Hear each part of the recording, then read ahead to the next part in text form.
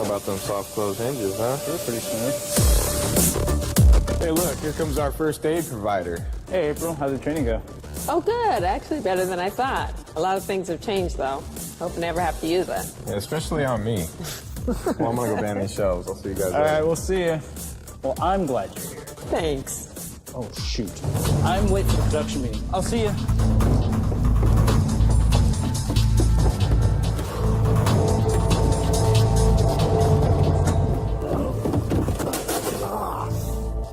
Accidents and emergencies happen anywhere at any time.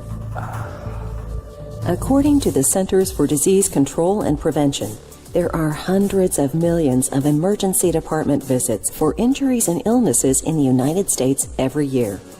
Safe practices at work, home, and play can prevent many injuries, illnesses, and deaths.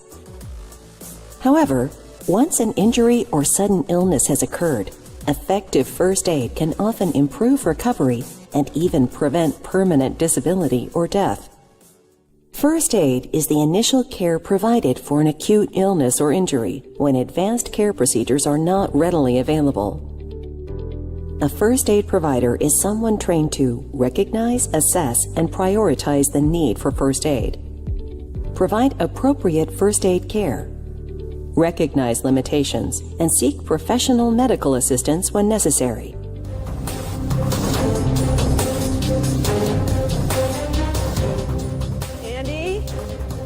Andy, are you okay? Andy? Before helping as a trained first aid provider, you must be able to recognize that a medical emergency exists. Often, emergency situations are unexpected events and can be confusing. A general impression is a quick sense of what has occurred or is occurring when you first observe an emergency scene. This impression can provide important clues to help guide you as you continue. Where is the person located? How is the person's body positioned? Does the person look sick or injured? Is it safe for me to be here? Does the person appear to be unconscious? A person who is not moving and appears to have collapsed could have experienced a sudden cardiac arrest. You could be the person's only chance for survival. Call EMS and get the AED. If you suspect an injury, how do you think it happened?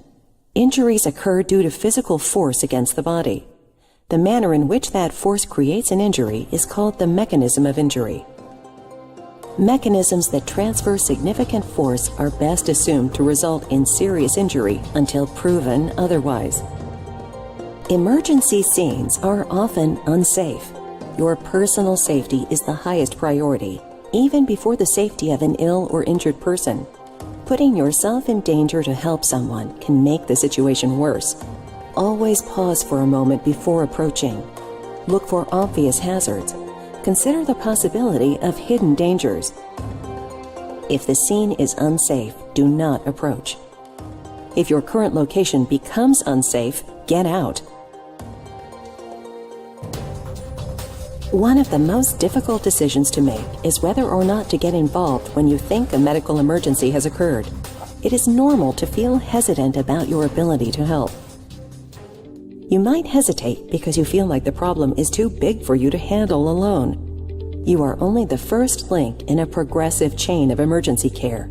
Your involvement lasts only until relieved by another first aid provider or responding EMS personnel. In most cases, a very short period of time.